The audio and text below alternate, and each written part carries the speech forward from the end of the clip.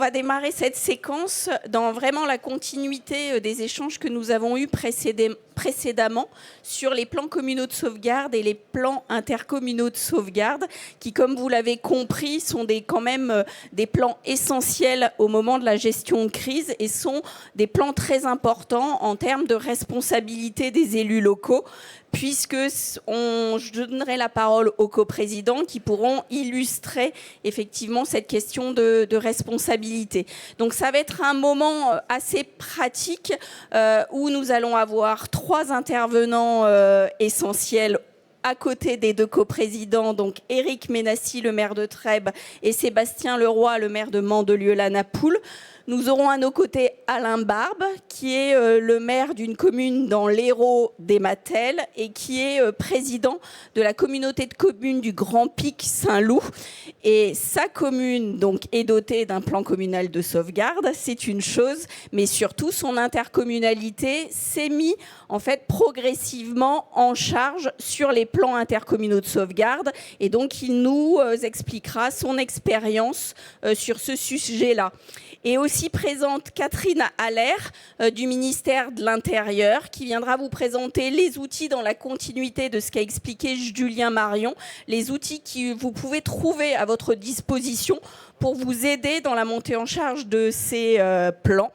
Et Xavier Niel, qui est ingénieur au CEREMA et qui vous présentera le club PICS qui a été mis en place au sein du CEREMA et qui vous expliquera un peu plus peut-être comment mutualiser vos expériences et comment monter en charge sur ces outils-là. Donc vous le savez tous, depuis une loi de novembre 2021, les plans communaux de sauvegarde se sont étendus à beaucoup de communes et sont devenus obligatoires pour à peu près, on estime, 22 000 communes, me semble-t-il. Et cette loi dite Matras de novembre 2021, c'est elle aussi qui a rendu obligatoire les plans intercommunaux de sauvegarde, en vous rappelant quand même tout de même 2 dates. C'est qu'à la mi-2024, me semble-t-il, les PCS devaient être adoptés. Et donc sur les fameuses 22 000 communes, nous serions à 14 000, un peu plus de 14 000 à la mi-novembre 2024 de communes dotées de PCS.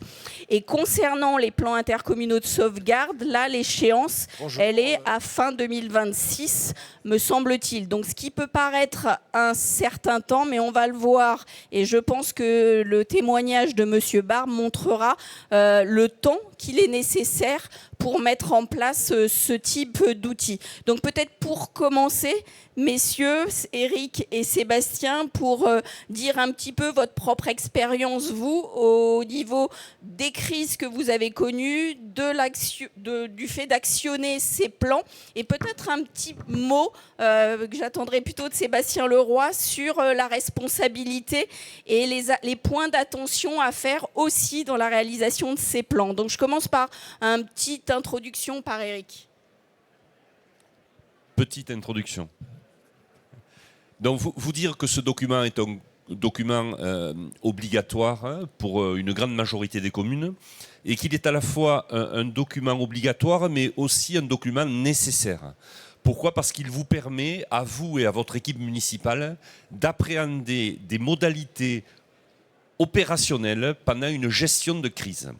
On en a parlé tout à l'heure, ça paraît anodin, mais se préparer à la crise, c'est faire de l'exercice, c'est acculturer vos équipes et faire en sorte que vos équipes soient en poste le jour J. Parce que par définition, il est peu probable qu'une crise démarre à 9h30 le lundi matin ou le mardi après-midi à 14h30 après le café.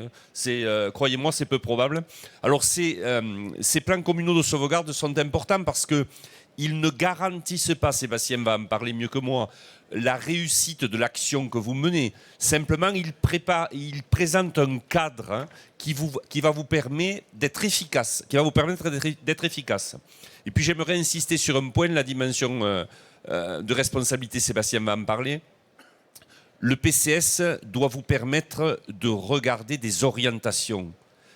Et comme je vous l'ai dit tout à l'heure, le PCS est construit sur des événements qui se sont produits.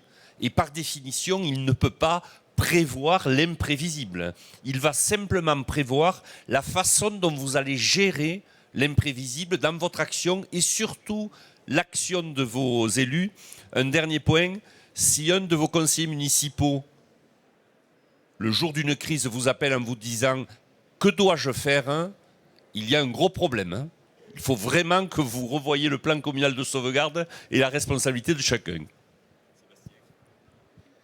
Merci Eric. Bon, excusez-moi, je vais me lever parce que j'en ai un peu marre d'être assis. Bien, mes chers amis, alors pour être très clair, le PCS, c'est le plus important. Le PICS, c'est très bien, mais ça ne remplace pas le PCS. Le PCS, c'est en tant qu'élu, votre peut-être meilleur allié et votre pire ennemi. Votre meilleur allié, parce que finalement, qu'est-ce qu'un PCS? Parce qu'on adore les acronymes en France, c'est une checklist. Une checklist, c'est comme un avion au décollage, ça doit être simple, précis, et c'est effectivement basé uniquement sur des événements déjà vécus. C'est quelque part quelque chose qui est destiné à être facilement applicable et à déclencher des automatismes. Maintenant, ça, c'est la théorie. Les PCS sont, comme beaucoup de choses en France, devenus pour certains des recueils en 10 volumes, écrits en caractère 6, recto verso, et la plupart du temps, certains ne savent même plus où ils sont, ni ce qu'il y a dedans. Or, je vous alerte sur l'importance capitale et fondamentale de ce document, qui est peut-être le plus important document à la minute où vous devenez maire. Parce que la France est divisée en 3 pouvoirs. Exécutif, législatif, on les avait dans la salle, et on oublie toujours le 3e, qui est le pouvoir judiciaire. Quand vous allez vous retrouver au milieu d'une crise, il vous faut les automatismes et c'est le PCS qui vous guidera. C'est le PCS qui vous donnera notamment les coordonnées éventuellement téléphoniques des uns et des autres. Veillez à le mettre à jour puisque ça vous évitera de vivre moi, des scènes que j'ai vécues. Quand par exemple les services de l'État cherchent à joindre le responsable du barrage EDF et appellent mon responsable d'EHPAD, ça c'est des phénomènes qui vous font perdre du temps. Mais surtout, et j'en conclurai par ces mots pour vous souligner à quel point il est important, c'est qu'en plus de la protection de votre ville et de vos citoyens, si la crise se passe et qu'elle se passe dans de bonnes conditions, viendra le temps secondaire où on viendra analyser votre action. Et cette analyse, elle se fera par le 3e pouvoir qui est le pouvoir judiciaire, qui ne connaît rien à l'application des lois sur un territoire ni à la gestion en temps de crise. Et sur quoi va-t-il se baser pour vous juger ? Sur le PCS. Et c'est pour ça que la première chose que vous allez faire ce soir ou demain matin, quand vous allez rentrer après 3 jours de congrès, vous avez été sérieux et studieux, c'est de regarder comment il est écrit. Parce que s'il est mal écrit, s'il contient une phrase qui n'a pas été mise à jour depuis 20 ans, si la virgule est mal placée, mes chers amis, cela pourra vous valoir plusieurs heures sous le régime de la garde à vue et cela pourra même vous valoir une procédure de mise en examen, toujours agréable, parce que s'il y a le moindre problème, victime ou pas, et qu'il y a quelqu'un qui est toujours très bien intentionné dans ces moments-là, qui portera plainte, le système se mettra en marche dans tous les cas de figure. C'est un système, c'est quelque chose, sachez-le, en France, qui est en train de survenir dans de plus en plus de territoires. Et je peux vous dire que dès qu'un élu est en cause, la machine se met en marche de manière tout à fait intègre, c'est-à-dire qu'il n'y a aucune prise en considération de l'événement imprévisible et de la dureté de l'événement. Et vous serez interrogé, vous en tant qu'élu, vos responsables de service, peut-être même parfois les secrétaires de mairie. Et croyez-moi, 8 heures sous le régime de la garde à vue, assis sur une chaise, face à un officier de police judiciaire qui attend la fin des 8 heures, alors que vous ne sortez même pas pour manger, pour vous poser les questions, mais pourquoi n'avez-vous pas évacué? Pourquoi n'avez-vous pas fait ceci? Pourquoi n'avez-vous pas pris le téléphone? Etc., etc., etc. Vous vous demandez à ce moment-là quelle est la considération que l'on porte à un élu local. Sachez-le, la justice n'en porte aucun. Je vous le dis en tant que maire, je vous le dis en tant qu'avocat. Et c'est pour ça que la seule chose sur quoi vous serez jugé, encore une fois, c'est sur la façon dont est écrit votre PCS. Si jamais il y a une phrase qui n'a pas été appliquée, une phrase qui est mal écrite, une phrase qui prête à interprétation, vous serez automatiquement et immédiatement tenu pour responsable des conséquences, même si vous expliquez que ce qui est écrit est totalement débile et inapplicable et que ce n'est pas vous qui l'avez fait, mais votre prédécesseur. C'est pour ça que vous allez passer le week-end à l'éplucher. Et c'est pour ça que ceux qui n'en ont pas encore, dites-vous bien que si on peut vous reprocher la rédaction d'un PCS, on pourra tout aussi bien vous reprocher de ne pas en avoir. et donc de ne pas avoir été aussi précautionneux et d'anticiper la crise comme vous auriez dû le faire. Voilà, sur ces bonnes paroles pleines d'optimisme, je vous laisse maintenant découvrir avec joie ce qu'est un PCS.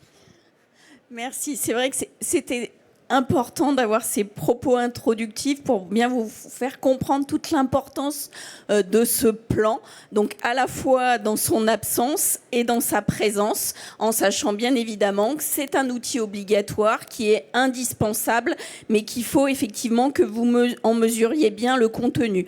Et justement, pour vous aider, le ministère de l'Intérieur, je vais donner donc la parole à Catherine Allaire, va vous présenter à la fois l'intérêt de cet outil aussi pour le ministère de l'Intérieur dans toute cette organisation de la gestion de crise dont nous avons parlé précédemment, mais aussi vous expliquer quels sont les outils qui sont mis à votre disposition pour vous aider dans cette rédaction et dans l'appropriation de cet outil. Je vous laisse la parole. Comme vous voulez. Merci beaucoup, mesdames les maires, mesdames les présidentes d'intercommunalité, messieurs les maires, messieurs les présidents d'intercommunalité, mesdames et messieurs les élus. Effectivement, quelques éléments sur tout l'intérêt, le bénéfice qu'il y a pour les communes, les intercommunalités, d'élaborer un plan communal de sauvegarde, un plan intercommunal de sauvegarde, et ne plus attendre, ça correspond à l'intitulé de cette séquence, pour engager la démarche. Bien évidemment, Stéphanie Bidault l'a mentionné, c'est une obligation légale pour les collectivités qui sont assujetties parce qu'elles sont concernées par des risques importants, risques industriels, risques inondation, risques feux de forêt, risques sismiques, volcaniques, cycloniques. Bref, rappel, c'est une loi qui a créé le PCS en 2004. Il fête d'ailleurs ses 20 ans cette année. Et à l'époque, 12 000 communes, Stéphanie Bidault l'a rappelé, étaient concernées. Désormais, depuis 2021, ce ne sont pas moins de 22 communes qui sont concernées, puisque une autre loi a conforté et étendu l'obligation de plan communal de sauvegarde. Les plans intercommunaux de sauvegarde, eux, n'étaient pas obligatoires en 2004, ils le sont devenus en 2021. Ils le sont pour toutes les intercommunalités dont au moins une commune doit élaborer un plan communal de sauvegarde. Ce qui signifie qu'aujourd'hui, sur les quelques 1250 intercommunalités que compte le territoire français, 1100 intercommunalités doivent élaborer un plan intercommunal de sauvegarde. Au-delà, l'intérêt pour les communes, pour les intercommunalités, c'est aussi, et bien évidemment avant tout, de se doter d'un outil opérationnel adapté à votre commune, à votre intercommunalité, qui vous permet d'être préparé en cas de crise. C'est à ce titre un outil indispensable pour vous, mesdames et messieurs les maires, à la tête des communes qui constituent le premier maillon de réponse à tout événement significatif, ça a été souligné, qui assurait la fonction de premier directeur des opérations de secours en cas de survenance d'un incident ou d'un événement, et qui est en charge des actions de sauvegarde et de soutien de votre population. C'est aussi un outil à très fort enjeu, le PIX, pour vous, mesdames et messieurs les présidents d'intercommunalité, qui fournissez un appui aux communes membres, un appui en termes de moyens, en termes d'expertise, en termes de coordination, et qui, bien évidemment, également doivent assurer la continuité des services fournis par l'intercommunalité, adduction en eau potable, assainissement, etc. Ces plans, PCS, PIX, avec un positionnement effectivement un peu différent pour l'un et pour l'autre. Mais dans tous les cas, il y a quelque chose qui les rassemble, c'est que le moment venu, ils vous permettent de disposer d'une organisation communale ou intercommunale de référence, d'anticiper la mobilisation des personnes et des moyens, d'identifier les actions à mettre en œuvre et tout simplement d'éviter de se poser des questions alors que l'aléa, alors que la menace est présente. Cette démarche qui vous conduit à recenser les risques sur votre territoire, à identifier les mesures à mettre en œuvre, à faire le point sur les ressources disponibles, elle vous conduit à vous poser les questions. Que peut-il se passer? Quel sera l'impact? Quelles mesures mettre en œuvre? Qui fait quoi? Qui peut se mobiliser? Qui peut intervenir? Cette démarche vous permet bien sûr d'identifier d'éventuelles failles dans votre organisation, de la peaufiner, cette organisation de crise, de mettre en place des mesures de réduction de risque. Mais elle a surtout 2 vertus. Et la vertu, ce n'est pas nécessairement le plan, c'est le processus de planification, c'est la démarche elle-même d'élaboration du plan communal de sauvegarde et du plan intercommunal de sauvegarde. Cette démarche, elle conduit à sensibiliser les équipes municipales, les équipes de l'intercommunalité, mais aussi les acteurs économiques, l'ensemble des services et bien évidemment la population. Elle sensibilise l'ensemble donc de cette communauté à la gestion des crises, à la prévention des risques, et elle permet l'appropriation de cette organisation communale ou intercommunale de référence que j'évoquais. Deuxième vertu, elle amorce au sein des communes, au sein des intercommunalités, un processus permanent de préparation qui s'inscrit dans un cercle vertueux. Connaissance des risques, préparation à la crise, exercice, ça a été souligné combien il est indispensable de s'exercer, retour d'expérience également, qui peut être effectué à l'issue d'un exercice ou à l'issue de tout événement réel et permet à son tour d'amender, de compléter le plan. Voilà sur les quelques éléments que je voulais ajouter sur tout l'intérêt, tout le bénéfice que peuvent retirer les collectivités de l'élaboration, de l'actualisation, de la mise à jour de ces plans. Peut-être maintenant, est-ce que vous avez mis en place au sein du ministère de l'Intérieur des outils particuliers, des choses qui, au-delà de ces objectifs, du contenu attendu de ces plans, vont permettre aux élus locaux de les aider dans la réalisation? Donc, qu'est-ce qui existe? Vers qui peuvent-ils se tourner concrètement? Quelle est la marche à suivre pour ceux qui n'en auraient pas encore et pour ceux qui auraient besoin de mettre à jour ceux qui existent déjà sur leur commune? Merci Stéphanie. Je reprendrai les termes de Julien Marion, le directeur général de la sécurité civile et de la gestion des crises. Vous n'êtes pas seul. L'État se mobilise à l'échelon central et à l'échelon territorial en complémentarité. À l'échelon central, le directeur général l'indiquait, et de manière très récente, nous avons élaboré en partenariat avec l'AMF, et je remercie Stéphanie Bidot pour la qualité des échanges que nous avons eus à ce sujet, un guide pratique d'élaboration et de suivi des plans communaux de sauvegarde et des plans intercommunaux de sauvegarde. Pour ceux qui connaissaient peut-être, il existait un guide précédent, alors je n'ai plus en tête, mais qui avait un nombre de pages très très important, qui rentrait dans un détail très très important. Et c'est vrai, le travail en collaboration avec les représentants du ministère de l'Intérieur, ça a été d'essayer de vous apporter un outil peut-être plus opérationnel, répondant plus à vos attentes, qui vous permettent effectivement à travers, alors peut-être dire où est aussi, où vous trouvez en fait ce guide. Donc je vais vous laisser. Oui, alors absolument. Donc il y avait un guide qui datait de 2005, donc il faisait suite à la loi de 2004, quelques mois plus tard. Et 20 ans après, il était en effet nécessaire d'actualiser pour avoir une approche et une méthodologie simplifiée. C'est vraiment ce que nous avons recherché dans cet ouvrage. Je voudrais d'ailleurs remercier mon équipe pour le travail de rédaction, et notamment le lieutenant-colonel Philippe Blanc et Colline Bernot. L'idée, c'était vraiment de vous fournir un document qui est construit en fiches pratiques qui correspondent chacune aux étapes de réalisation d'un plan communal de sauvegarde, d'un plan intercommunal de sauvegarde. Effectivement, le plan, vous aurez du mal à caler l'armoire parce que ça sera assez peu efficace. Il y a dans cet ouvrage à la fois les éléments sur le plan communal de sauvegarde et sur le plan intercommunal de sauvegarde, avec effectivement donc toutes les étapes qui sont présentées, à savoir la présentation de la commune, le recensement des risques qui s'appuie effectivement sur les crises qu'a connu la commune ou l'intercommunalité, mais aussi sur des documents, des crimes, dossier départemental des risques majeurs qui permet à la commune de disposer d'éléments sur les risques qui concernent son territoire.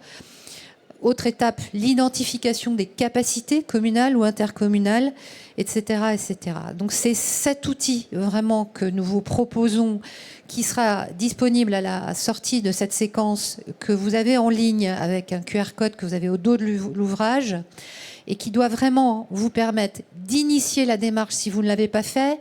Vous l'avez indiqué, vous avez encore il y a encore de nombreuses communes, plusieurs milliers, qui n'ont pas élaboré leur PCS alors qu'elles devraient le réaliser.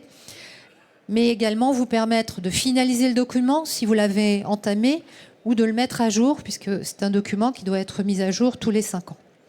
Ce document, il est complété en ligne par des trames types, parce qu'on sait combien il est utile de disposer d'une trame. Vous avez sur le site internet du ministère de l'Intérieur, de la Direction générale de la sécurité civile, une trame type pour le plan communal de sauvegarde et une trame type pour le plan intercommunal de sauvegarde qui vous permettent d'engager un travail extrêmement rapidement. Il y a d'autres documents, donc une réelle boîte à outils autour du plan communal de sauvegarde, du PCS et du PIX, avec notamment des guides thématiques sur l'inondation, les vagues de chaleur, et vraiment une approche spécifique pour ce type de risque, également sous cette même rubrique du site internet. Et puis très bientôt, un outil d'auto-évaluation développé avec le SDIS du Finistère qui vous permet d'évaluer votre exposition au risque et puis aussi votre niveau de préparation à la gestion des crises. Donc tout ça sous cette même rubrique qui est renvoyée depuis le QR code que vous avez notamment sur cet ouvrage. Merci beaucoup pour ces premiers éléments. Peut-être on va rentrer dans un exemple, dans le témoignage d'une commune et d'un président d'intercommunalité qui s'est lancé dans l'exercice, donc sans même la présence de guide, mais sur l'opérationnalité, l'expérience d'une commune largement éprouvée et d'une intercommunalité largement éprouvée. Donc Alain Barbe, pouvez-vous nous en dire plus? Alors peut-être dans un premier temps, vous en tant que maire, vous avez un PCS depuis quand? Si c'est vous qui l'avez rédigé, qui avez procédé à des mises à jour, qui l'avez éprouvé, donc nous raconter un petit peu ça. Et puis après, nous expliquer pourquoi, en tant que président d'intercommunalité, sans attendre cette fameuse échéance de fin 2026, vous vous êtes lancé dans une méthodologie pour vous permettre d'avoir cet outil en complémentarité des PCS. On vous laisse la parole. Bien, bonjour à tout le monde. Oui, en effet, notre commune des Matelles, en effet, historiquement, un risque inondation, on va dire, extrêmement présent. Avec une crise historique, comme on en a malheureusement plus ou moins tous fait les frais, je dirais, avec notamment une crue en 1933 qui a été dramatique pour notre commune des Matelles et qui a bien évidemment instauré ce risque majeur, avec une complication supplémentaire, notamment sur un risque aussi incendie et feu de forêt qui s'est très rapidement installé sur notre commune des Matelles, mais bien évidemment pas au-delà, puisqu'aujourd'hui c'est vrai que je vais vous parler un petit peu de la commune des Matelles, mais je suis surtout venu vous parler, moi, de notre intercommunalité et du risque aujourd'hui qui est sur notre territoire intercommunal, doté de ces 36 communes, un peu plus de 50 000 habitants, avec des diversités très importantes en taille, puisque la plus petite de nos communes fait 50 habitants et la plus grosse est à peu près à 10 000. Vous voyez, il y a une grosse disparité, mais pour autant, on a quand même une culture du risque extrêmement importante. Alors en effet, on a mis en place, nous, un plan communal de sauvegarde sur notre commune des Matelles assez rapidement, finalement. Dès que ça a été nécessaire, nous l'avons construit et nous l'avons plus ou moins enrichi, amendé, puisque ce travail, en effet, et vous l'avez très bien dit dans votre propos, c'est que bien souvent au départ, on construit un peu une usine à gaz. Et on se rend compte très rapidement qu'elle est très peu opérationnelle, en fait. Et on se rend compte que, bien évidemment, le jour où on a besoin de mettre en œuvre les différentes dispositions que l'on a prévues dans ce plan, eh bien, en fait, ça ne marche pas. Parce que c'est trop complexe et qu'on ne sait plus par quel morceau le prendre. Et finalement, on se noie plutôt qu'on se rassure. Et c'est pour cela d'ailleurs que le cheminement, je dirais, des actualités de notre territoire, avec notamment en 2010 un feu très important qui prend sur notre territoire, pas très loin d'ailleurs de ma commune des Matelles, sur une commune de Fontanès, 2400 hectares qui sont partis, je dirais, en fumée et qui nous ont fait extrêmement peur avec des évacuations de population. Et donc, on est un territoire très solidaire. On est un territoire où on se regarde, on s'écoute, on s'encourage, mais aussi on s'inquiète lorsque un voisin est face à un risque. Et ce petit cheminement, finalement, nous a amené en 2014 à créer un plan massif. Un plan massif, pourquoi ? Parce qu'on a 90% de notre territoire est un territoire qui est à la fois forestier et à la fois agricole. Avec une grosse partie forestière. Et donc on a décidé d'un plan massif avec nos camarades du Grand Pic Saint-Loup, puisqu'on était déjà en intercommunalité. Et dans ce plan massif, déjà c'était un travail de prévention, d'identification des risques en lien avec la forêt, qui est quand même un risque extrêmement important pour notre territoire communautaire.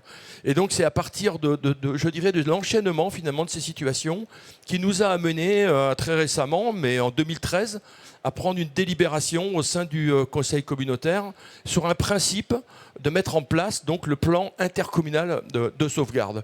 Alors c'est un cheminement qui est un peu lent, mais qui nous a permis en tous les cas de constater une chose, c'est la disparité en effet des plans communaux de sauvegarde qui existaient dans les communes. En fait, on en a tous, ils sont tous différents. Voilà. Donc le premier travail que l'on a engagé, eh bien, c'est en effet de faire en sorte d'analyser l'ensemble de ces plans communaux de sauvegarde, de les simplifier et de les rendre bien évidemment beaucoup plus opérationnels. Et pour cela, on a apporté de l'ingénierie directe de la part de l'intercommunalité du Grand Pic Saint-Loup, qui a désigné une vice-présidente en charge de cette question particulière du risque, notamment en lien avec les problématiques écologiques du territoire, mais également, avec une chance un petit peu particulière peut-être, avec un officier du SDIS, qui est un maire de notre comité de communes, qui bien évidemment s'est proposé immédiatement et qui a été chargé en fait sur une mission spéciale d'accompagnement des élus de notre territoire, donc auprès des 36 maires. Et il a fait il fait la tournée de tous les maires, et il a rencontré tous les maires, et il a tout simplement fait en sorte de regarder les plans communaux de sauvegarde lorsqu'ils existaient, et de les simplifier. Donc on est plutôt sur un plan, un DICRIM en fait, on a défini un DICRIM commun. Voilà, un seul modèle de DICRIM. Ça déjà, c'est extrêmement facilitant. Ça veut dire qu'on parle tous de la même chose, et on a tous la même habitude, je dirais, à traiter ces DICRIM lorsqu'il y a un risque sur nos communes. Peut-être préciser DICRIM, si c'est clair dans la tête de tous, c'est les documentations d'information communale sur les risques majeurs. C'est une autre obligation qui pèse sur la tête des maires, puisque quand en fait vos communes est exposée à de nombreux aléas, qu'ils soient naturels et technologiques, les maires se doivent de doter leur commune à la fois de ce document d'information communale sur les risques majeurs, le DICRIM, qui permet de sensibiliser la population à son exposition, et le plan communal de sauvegarde. Donc il y a vraiment ce double outillage qui est nécessaire pour chacune des communes. Tout à fait. Donc voilà, donc le fait d'harmoniser les choses, c'était extrêmement important. Et en plus, alors ce travail de terrain qui est actuellement réalisé donc par cet élu qui a été spécifiquement donc identifié sur ce travail, rencontre l'ensemble des maires, fait en sorte en tous les cas de travailler sur les plans de communaux de sauvegarde. Pour ceux qui ne l'ont pas encore fait, les accompagne, et Dieu sait si c'est précieux. Je vous l'ai dit dans mon introduction, mais les communes ont 50 habitants, en tous les cas moins de 500, voire moins de 1000, n'ont pas forcément en interne les services, en tous les cas, pour les accompagner, même si les services de l'État sont présents, même si on a autour de nous des gens compétents. Mais pour autant, le travail est à faire par la commune et c'est souvent un travail très très complexe et très compliqué à mettre en œuvre. Donc l'ingénierie intercommunalité, un élu fléché pour ce travail et avec un objectif bien évidemment de pouvoir ensemble mettre en œuvre un plan intercommunal de sauvegarde. Et au-delà en fait des deux élus que vous avez désignés, on comprend bien qu'effectivement sur le portage politique, ce besoin d'identifier deux élus, sur l'intercommunalité pour faire ce travail de fourmi dont vous parlez, d'aller rencontrer chacune des communes, d'aller vérifier le contenu des PCS, d'aller aider éventuellement à ceux qui n'en auraient pas. Vous avez utilisé une ingénierie particulière du côté de l'intercommunalité parce que j'imagine bien que ce ne sont pas les deux élus qui font ce travail de fourmi. Donc là aussi, est-ce que c'est un coût? En fait, quelle est la démarche au niveau de votre intercommunalité? Alors en effet, pour notre intercommunalité, on a bien évidemment il y a les élus qui sont, je dirais, qui coordonnent tout ça, mais bien évidemment il y a aussi des moyens propres à l'intercommunalité, et notamment un chargé de mission qui a été fléché et qui bien évidemment s'occupe de la coordination. Et on vient il y a très peu de temps, il y a quelques semaines de cela, de flécher aussi une partie de secrétariat, d'accompagnement, parce qu'on se rend compte que la mission, elle est immense. Elle est immense, on ne soupçonne pas tout le travail qu'il y a derrière ce dispositif. Et donc, en effet, il faut aussi penser qu'il y a des moyens, donc ce qui veut dire des moyens, je dirais, logistiques, des moyens, des moyens d'ingénierie, mais ça nécessite aussi des moyens financiers. Et bien évidemment, l'intercommunalité a prévu tout ça dans ses budgets. Et est-ce que justement, alors après, donc la démarche, on a bien compris, vous avez fait ce travail auprès des communes. Et donc, comment est-ce que vous positionnez sur votre intercommunalité le rôle de ce futur plan intercommunal de sauvegarde? De quelle façon est-ce qu'il vient compléter l'expertise communale et les plans communaux de sauvegarde, et comment vous envisagez cette réalisation et cette montée en charge et cette mutualisation et j'imagine organisation de la solidarité? Alors en effet, et ça a été dit à l'introduction, c'est très important, le plan communal de sauvegarde, il appartient au maire, hein, et c'est bien au maire, bien évidemment, de déclencher le plan communal de sauvegarde. Le plan intercommunal de sauvegarde viendra en chapeau, vient au-dessus, c'est une mutualisation des moyens. C'est de l'ingénierie qui est mise à disposition, c'est de prévoir l'aide aux communes de manière à ne pas laisser le maire seul et isolé face à un risque qui lui arrive. Ça veut dire que c'est créer de la solidarité entre les communes, c'est d'avoir un référent. Le référent, c'est bien évidemment en premier lieu le président de la communauté de communes, mais qui lui a fait en sorte dans son PCIS, en effet, d'identifier aussi toutes les ressources, tous les moyens. C'est de venir tout simplement en aide, en première intention auprès des communes. C'est de mettre à disposition du matériel, des véhicules, des moyens humains, des moyens financiers, lorsque c'est aussi nécessaire, c'est souvent un peu plus tard. Mais dans un premier temps, c'est d'être réactif. Et c'est de pouvoir à tout moment intervenir pour apporter tout simplement des camions, des véhicules, aller notamment aussi téléphoner et faire le lien avec les maires des autres communes voisines pour notamment... Ça peut être de l'hébergement, ça peut être de l'évacuation de personnes, ça peut être là aussi du matériel ou des équipements, un tractopelle, des choses comme ça. Tout va passer par le PCIS qui, lui, va faire la centralisation de l'ensemble des besoins, bien évidemment en lien direct avec le maire qui est impacté. Et les moyens se permettront d'être... Alors, tout ça, ça s'organise, bien évidemment. Hein, il faut une cellule de crise. Hein, au même titre, il y a une cellule de crise dans la commune. On installe et on instaure une cellule de crise au sein de l'intercommunalité. Et nous sommes en train de construire notamment des nouveaux locaux avec un centre technique intercommunal dans lequel nous aurons un lieu dédié pour permettre en effet d'organiser une crise si toutefois un jour on est confronté à une situation importante. Alors, comme ces points infos cherchent à être assez pratiques, opérationnels, peut-être est-ce que certains d'entre vous ont des questionnements auprès de Monsieur Barbe pour pouvoir partager cette expérience ou lui poser des questions d'organisation, vous permettant aussi d'avancer, ou est-ce que l'on... Oui. Oui, bonjour, André Mélanger, maire de Figeac dans le Lot.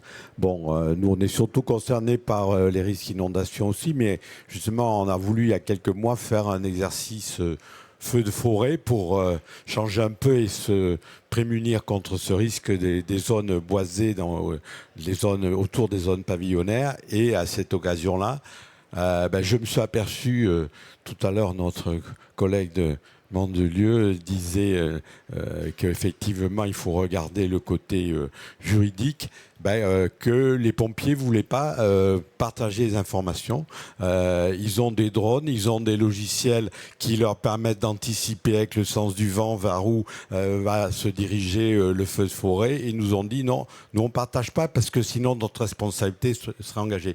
Alors comment est-ce que le maire peut rester directeur des opérations si effectivement il n'a pas tout sous la main? Et bien évidemment, dans le retour d'expérience, j'ai saisi la préfète pour qu'on puisse mettre ça un petit peu au clair.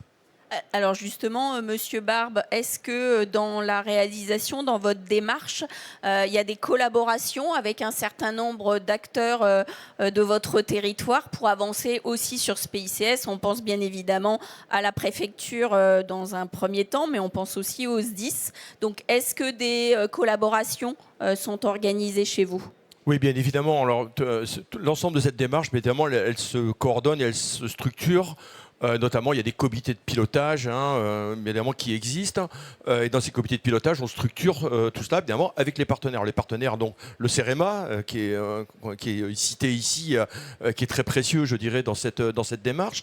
Mais bien évidemment, les SDIS, mais également l'ensemble des sapeurs forestiers aussi, qui sont extrêmement importants. Enfin, on met autour de nous Prédict, que je précise ici, tant pis je donne le nom, mais c'est pas grave, parce que je pense qu'on le connaît tous plus ou moins, mais il faut quand même savoir qu'aujourd'hui, c'est un indicateur précieux quand même pour les communes sur l'évolution, en tous les cas, des risques dans nos communes. Madame qui représentait aujourd'hui la préfecture, on a tout de même globalement un souci majeur, en tous les cas pour les maires, c'est d'avoir la bonne information pour pouvoir déclencher ou pas nos alertes et notamment notre plan communal de sauvegarde. On est aujourd'hui alerté de manière extrêmement systématique.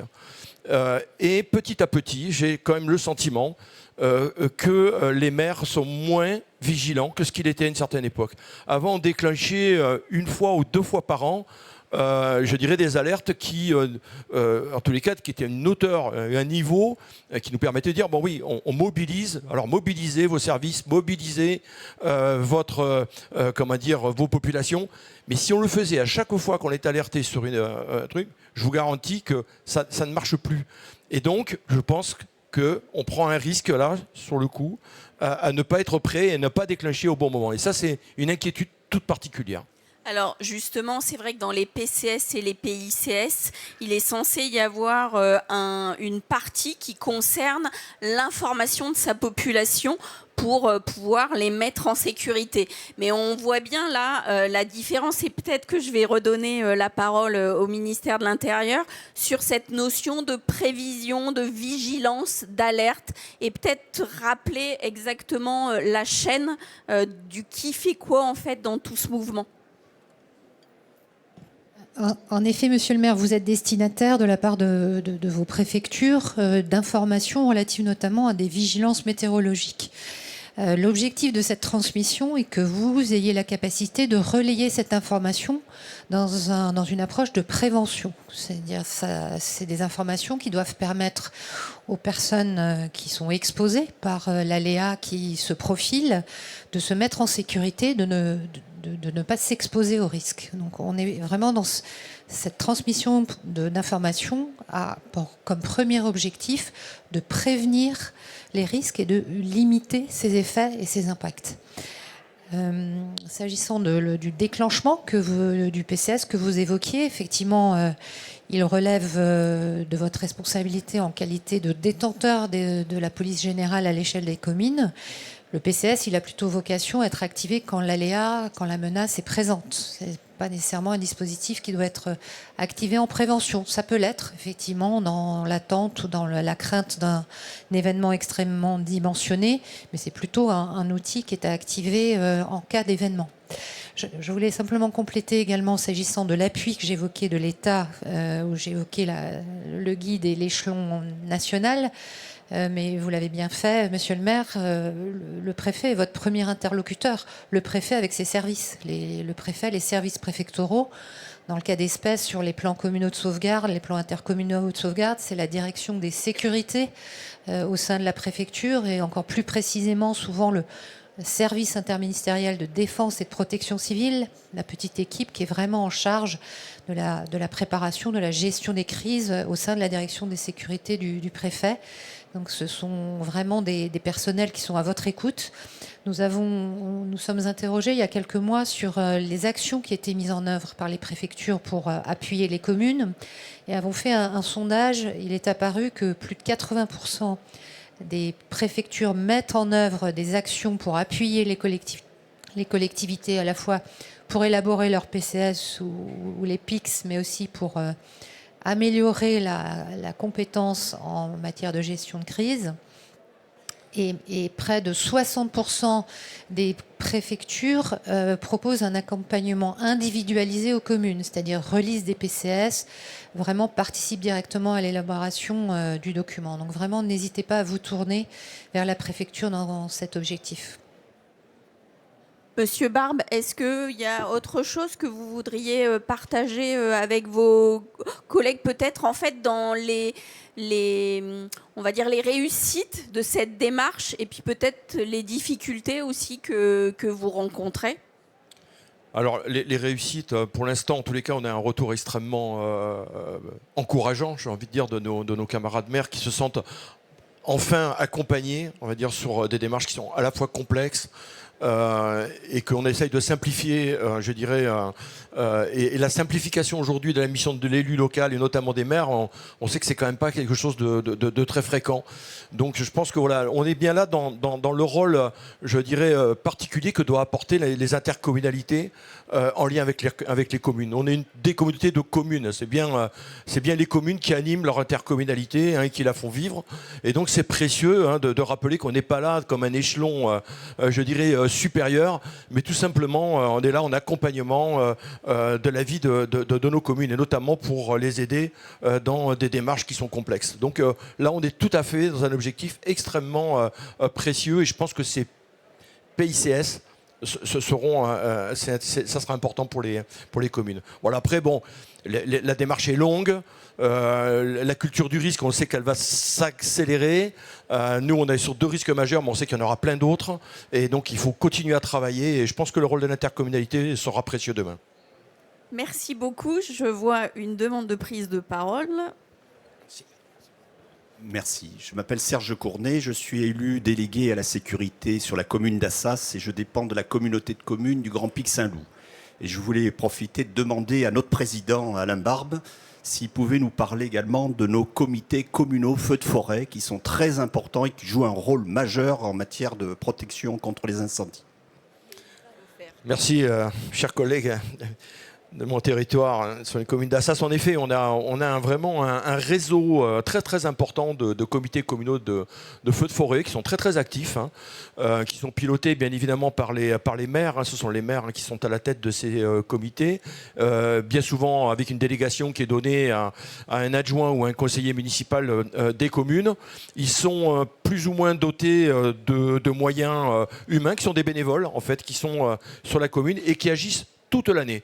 C'est-à-dire aussi bien sur le feu de forêt, mais ils sont aussi présents sur tous les risques et ils peuvent être mobilisés à tout moment. Et c'est vrai que c'est aussi un moyen important et précieux pour les territoires. Et c'est un outil du coup que vous identifiez dans le cadre du PICS, parce qu'on comprend bien, c'est des démarches différentes, donc il faut faire attention à bien comprendre. Voilà, enfin, c'est quelque chose en plus sur votre territoire qui vient alimenter les moyens que vous avez au sein en fait du PICS. Tout à fait. Ce sont en fait des ressources supplémentaires. La particularité, je dirais, de ces comités communaux de feux de forêt, c'est qu'ils ont une connaissance parfaite du territoire. Et donc, c'est l'interlocuteur, je dirais presque exclusif, lorsqu'on arrive sur un incendie, lorsqu'on arrive sur une inondation. Ils sont tout à fait compétents pour orienter et dire on peut passer par là, là il faut aller par ici. Voilà. Alors, ils ne sont pas là pour lutter contre le feu, hein, ce n'est pas du tout l'objet. Hein. Ils sont là pour renseigner, diriger, et participer, je dirais, à tous les efforts qui sont nécessaires à la disposition du maire. Donc je le prends comme un des enfants qu'indiquait Pascal Gau avec Julien Marion dans le couple maire-préfet. C'est une des déclinaisons. Merci beaucoup en tout cas pour votre témoignage. Et témoignage justement que vous pouvez aussi retrouver au sein en fait d'une démarche intéressante du CEREMA. Donc le CEREMA, je vais laisser Xavier Niel le présenter, qui est un établissement public qui permet d'apporter des services aux collectivités territoriales. Et dans ce cadre-là, a été décidée la mise en place d'un club PICS pour vous permettre de continuer de partager des expériences telles que la communauté de communes du Grand Pic Saint-Loup et bien d'autres, et vous aider, mutualiser des pratiques, faire des retours d'expérience et pour pouvoir partager vos réussites et vos difficultés. Je vous laisse la parole, Monsieur Niel. Merci. Oui, donc bonjour à mesdames et messieurs les maires et élus, et puis les autres, bien évidemment. Donc effectivement, donc moi je travaille au CEREMA, donc c'est un centre d'études et d'expertise qui dépend du ministère de l'Environnement, qui travaille sur tout un tas de problématiques qui accompagnent la transition écologique et le changement climatique. Et dans ce cadre-là, effectivement, et dans le cadre de tout ce qui a pu vous être dit sur la résilience précédemment, donc un des sujets est la préparation à la gestion de crise. Et effectivement, donc à la sortie de la loi Matras, donc en novembre de 2021, un mois après, effectivement, on crée un club. Donc un club, c'est une pratique qu'on retrouve au sein de nos structures, mais concrètement, voilà, c'est en fait un regroupement, alors effectivement d'intercommunalités, plutôt des techniciens. On a quelques élus qui en sont membres, mais ça regroupe plutôt des techniciens, bien évidemment, qui travaillent en lien avec les élus. Et d'ailleurs, on a de cesse de leur dire que ce binôme technicien-élu est indispensable vraisemblablement à la réussite de la conduite de l'élaboration de ces plans, avec pour finalité effectivement de partager des expériences, partager, comme ça a pu être dit, les difficultés qu'on a, les écueils qu'on rencontre, partager aussi des productions. C'est-à-dire qu'effectivement, dès le début, on a eu la chance d'avoir des intercommunalités qui étaient lancées dans une démarche intercommunale bien avant la loi Matras, puisque comme ça a été dit précédemment, depuis 2004, on pouvait se lancer dans des démarches intercommunales. Donc Nantes Métropole, pour les citer, mais il y en a d'autres, avait déjà produit des choses qui ne collaient pas forcément à 100% à ce qui est attendu maintenant dans la loi Matras, mais qui, en tout cas, pouvaient être force de proposition pour expliquer qu'est-ce qu'ils avaient fait, comment ils étaient organisés, qu'est-ce qu'ils pouvaient mutualiser d'ores et déjà et mettre au profit des communes de leur territoire en cas de crise. Et donc c'est dans ce cadre qu'on a proposé effectivement d'associer tous ces mondes-là. Comment on le fait? Donc ça se fait par des visioconférences, il y en a à peu près 4 à 6 par an qui durent une paire d'heures. Et vous dire qu'on a toutes les semaines des nouvelles intercommunalités qui deviennent membres. On est aujourd'hui à peu près 140 membres de toute taille. Je vous ai parlé de métropole, mais on a des communautés urbaines, des communautés d'agglo. La communauté de communes du Grand Pic Saint-Loup est bien évidemment membre de notre club.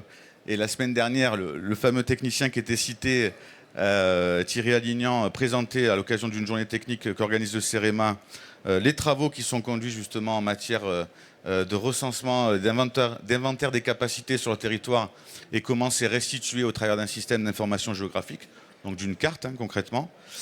Voilà, donc ça c'est effectivement le premier objectif du club, c'est-à-dire rendre opérationnel cette loi Matras sur les territoires, dans les intercommunalités, et donc par du partage d'informations, du partage d'expériences.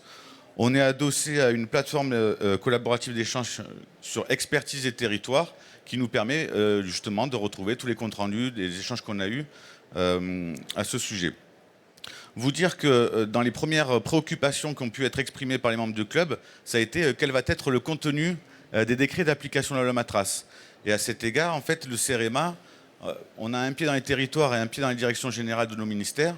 Donc on a étroitement travaillé avec la Direction générale de la sécurité civile, qui a été intéressée par cette démarche et qui nous a choisis parmi les collectifs, on n'était pas les seuls bien évidemment, mais parmi les collectifs qui ont aidé à la production de l'ensemble des applications et des déclinaisons de la loi Matras. Donc j'entends parler effectivement les décrets d'application, une petite plaquette méthodologique qui avait été produite dans l'attente du guide qui donc vous a été présenté précédemment, et bien évidemment le fameux guide donc, qui est disponible, comme ça a été dit, juste à la sortie à gauche.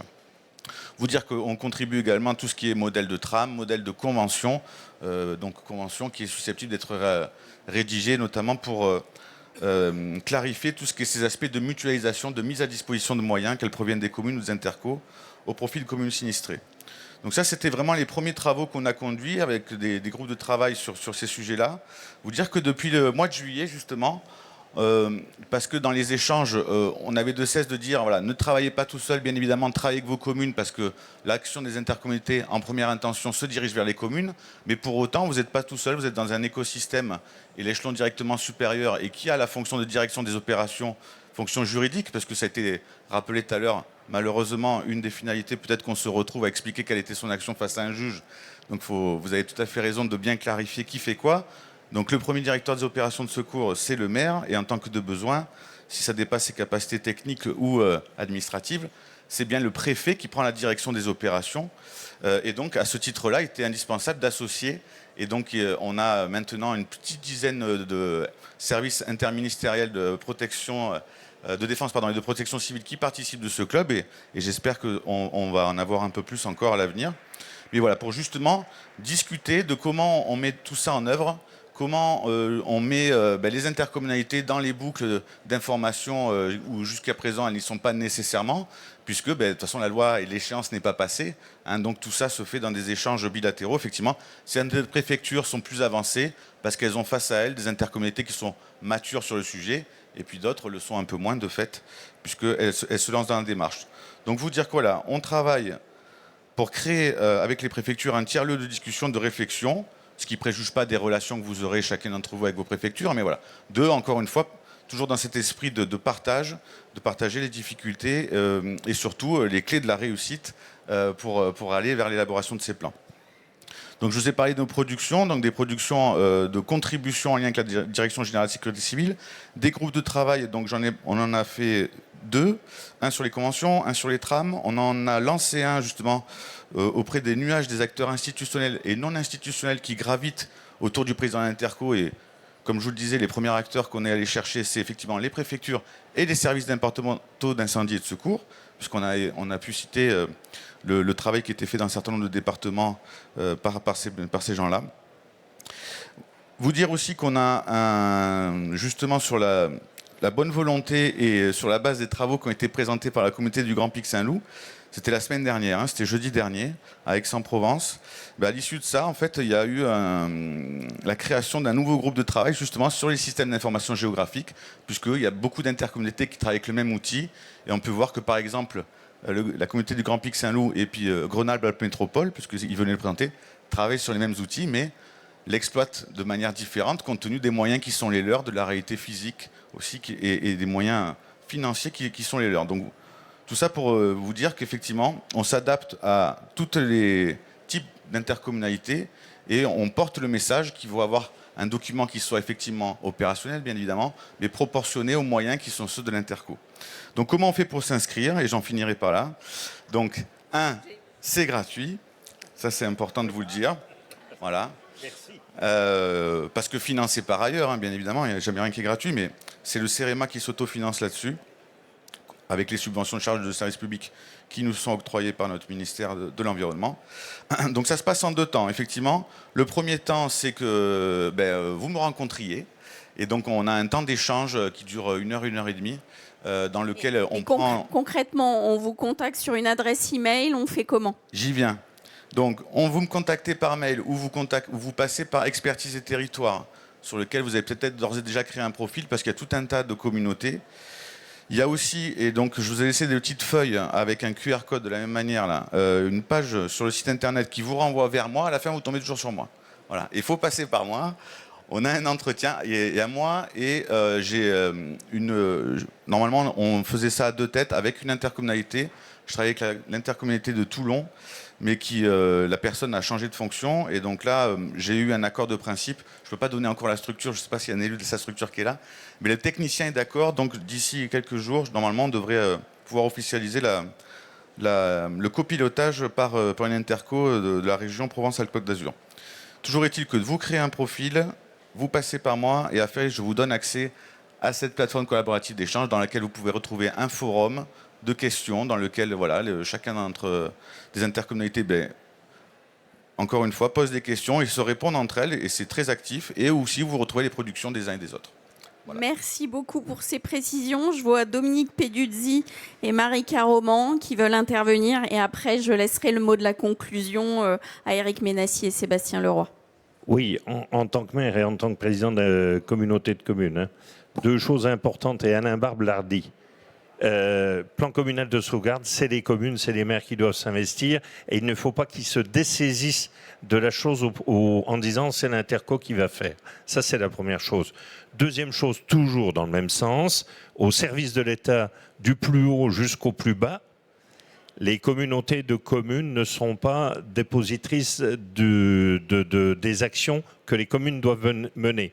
Donc, il est impératif dans le plan intercommunal de sauvegarde de continuer à communiquer directement avec les communes pour ce qui relève de leurs responsabilités et aux intercommunalités pour ce qui relève de leurs responsabilités. Régulièrement, je renvoie des courriers et des courriels à la préfecture qui sont adressés aux communautés de communes pour distribution aux communes.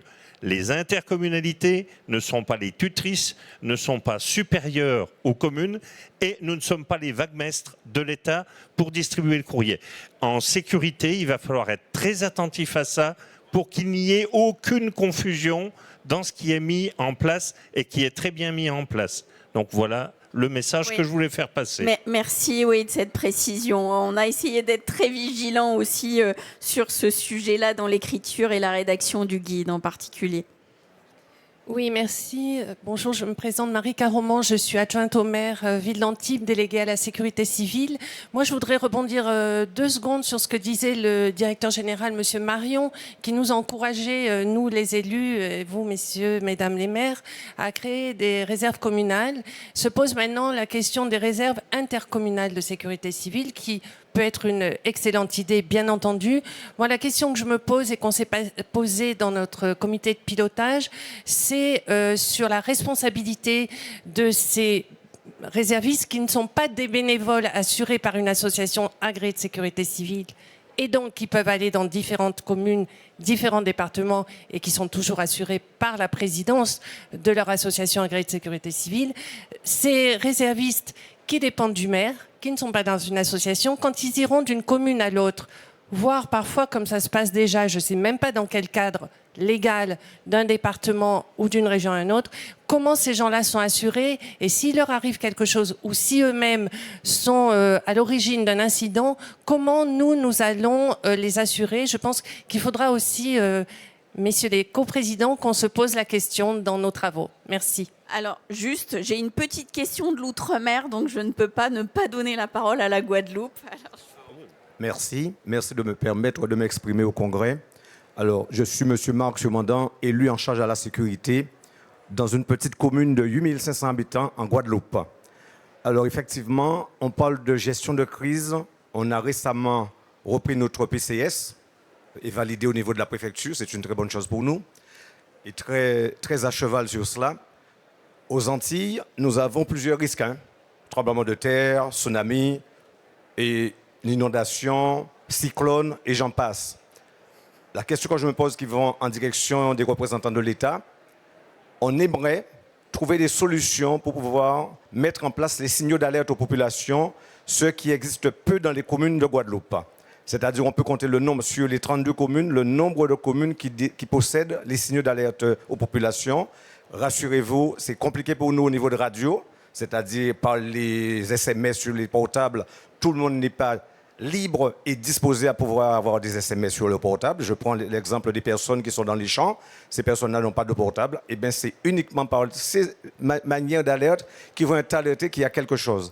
Et aussi, c'est très important qu'on puisse le penser, lorsque nous avons des événements, parce que nous avons différentes alertes à niveau couleur, violette qui nous demandent de rester dans la maison, quand il n'y a pas de signal, la population n'est pas informée. Moi, je le reçois en tant qu'élu sur mon téléphone pour dire que nous sommes en vigilance violette, confinement. mais la population circule. Pourquoi? Parce que tout simplement, il n'y a pas de signal d'alerte aux populations qui puisse dire, si on fait l'alerte, les gens ne sortent pas et les gens passeront pour contrôler. Et ça, c'est un problème pour nous. Voilà, je peux être plus long. Merci beaucoup, monsieur, d'avoir respecté la consigne. Peut-être que vous voulez... Oui, je voulais. Ici. Par contre, je vous pas. Serge Serrano, maire de Carlipa, une commune de l'Aude. Voilà, je connais bien Eric, qui président du syndicat des milieux aquatiques, nous a aidés. Enfin, le syndicat nous aide dans la rédaction de notre PCS. Collègue de Mandelieu, tu parlais du troisième pouvoir. Mais le troisième pouvoir, il arrive avant le quatrième.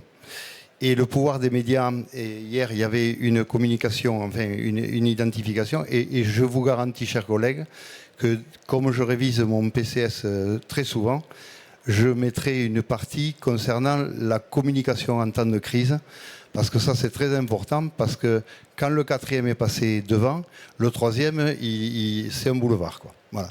Donc alerte là-dessus, voilà, sur ce problème qu'il faut envisager. Stéphanie, on peut conclure? Oui, tout à fait.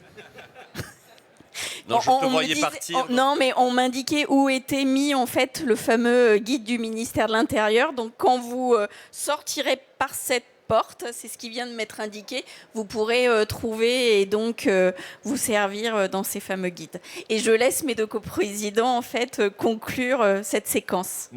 Merci à tous d'avoir eu le courage de tenir jusqu'à 12h30.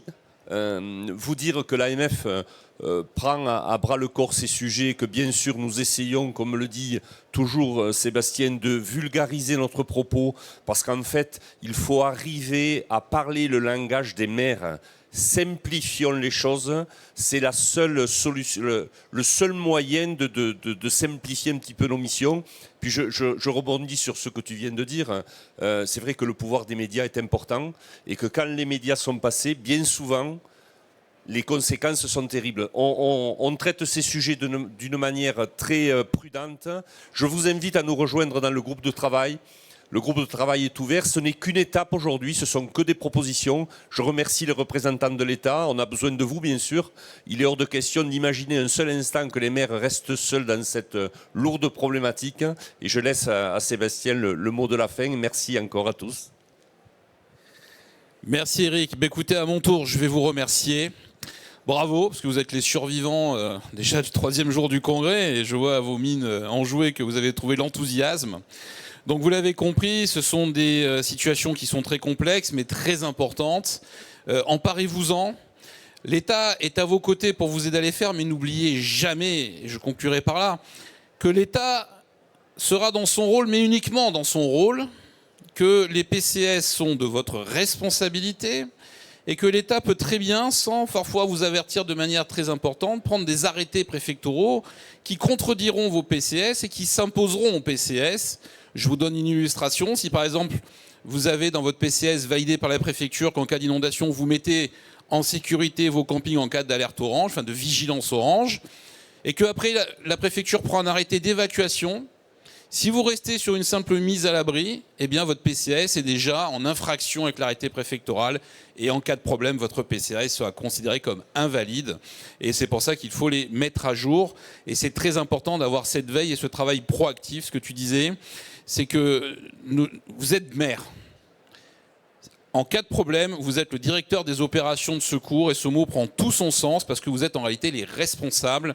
Et croyez-moi, vous serez le responsable avec vos adjoints. Formez-les. Les adjoints, les élus à la sécurité sont très importants parce que vous ne serez peut-être pas sur le territoire. Les catastrophes ayant tendance à se produire quand vous êtes en vacances. S'il y en a qui sont en vacances, parce que naturellement, c'est en option. Voilà, donc en tout cas, c'est important. Emparez-vous-en. Et si ce mandat qui est le plus beau des mandats se fait avec passion, faisons-le avec responsabilité. Je vous remercie, rejoignez-nous, plus on est nombreux et plus on est proactif. Et vous avez vu que l'ambiance est magnifique. Voilà, bonne fin de congrès à tous et vive la gestion de crise.